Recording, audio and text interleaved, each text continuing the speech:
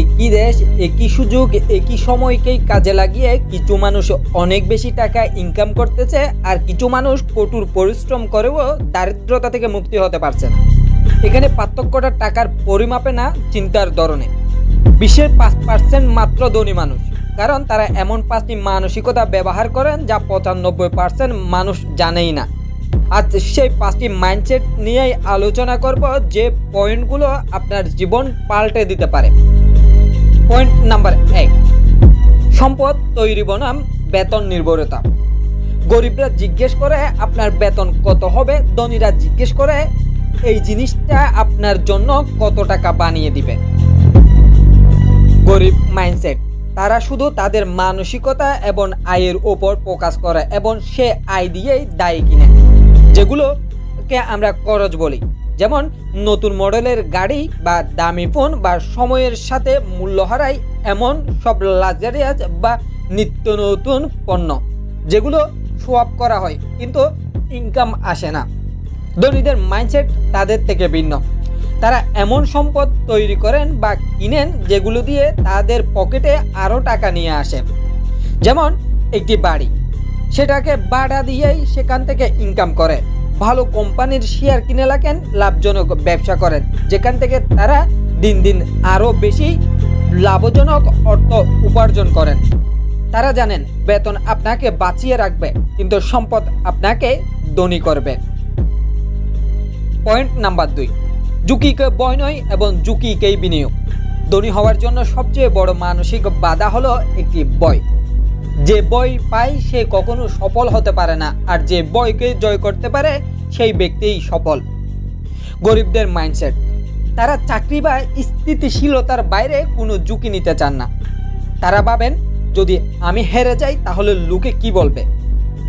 এরকম মাইন্ডসেট নিয়ে গরিবরা বসে থাকে। কিন্তু ধনীদের মাইন্ডসেট ভিন্ন কথা বলে। তারা জানেন বড় সফলতা পেতে হলে ঝুঁকি নিতেই হবে, কিন্তু তারা জুয়ারি নন। তারা হলেন হিসাবকারী জুয়ারি। তারা প্রতিটি ঝুঁকির সম্ভাব্য লাভক্ষতি হিসাব করেই দেখেন এবং তারা ভাবেন যদি আমি সফল হই তাহলে তো সফল হবই, যদি আমি ব্যর্থতা হই তাহলে এমন একটি শিক্ষা এখান থেকে পাবো যেটা অন্য কোনো বিদ্যাপীঠে শেখানো হবে না। পয়েন্ট নাম্বার 3, অর্থের জন্য কাজ নয়, অর্থকেই কাজে লাগানো। বরাট কিওসাকি বলেন, আপনি যতক্ষণ পর্যন্ত অর্থের জন্য কাজ করবেন ততক্ষণ পর্যন্তই আপনি ধনী হতে পারবেন না। যখন আপনি অর্থকে আপনার জন্য কাজে লাগাবেন তখনই আপনি ধনী হয়ে উঠতে শুরু করবেন। গরিবদের মাইন্ডসেট, তারা টাকা উপার্জন করার জন্য তাদের সময়কে বিক্রি করে দেয়।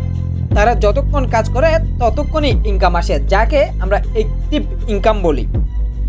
ধনীদের মাইন্ডসেট, তারা এমন পদ্ধতি বা সিস্টেম তৈরি করে যেখানে টাকা স্বয়ংক্রিয়ভাবে আরও টাকা তৈরি করে, টাকা ইনকাম করে। এটাকে বলে প্যাসিভ ইনকাম। তারা অবসর সময়ে বই পড়েন, নতুন ব্যবসা নিয়ে ভাবেন, এবং কারণ তাদের টাকা তাদের জন্য কাজ করছে, তাদের অক্লান্ত পরিশ্রম করার দরকার নেই। আপনি টাকাকে একবার কাজে লাগাতে জানলে দেখবেন টাকাই আপনার জন্য এমনভাবে টাকা ইনকাম করতেছে যা আপনি স্বয়ংক্রিয়ভাবে অ্যাক্টিভ থেকেও এই উপার্জন করতে পারতেন না। পয়েন্ট নাম্বার 4, সমস্যা সমাধান বনাম অভিযোগ।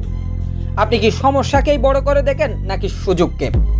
গরিব মাইন্ডসেটের মানুষরা তারা প্রায়শই বাজারের সমস্যা নিয়ে জীবনযাত্রার মান নিয়ে অভিযোগ করে বলেন, সরকার কিছুই করছে না, আমার ভাগ্যে নেই।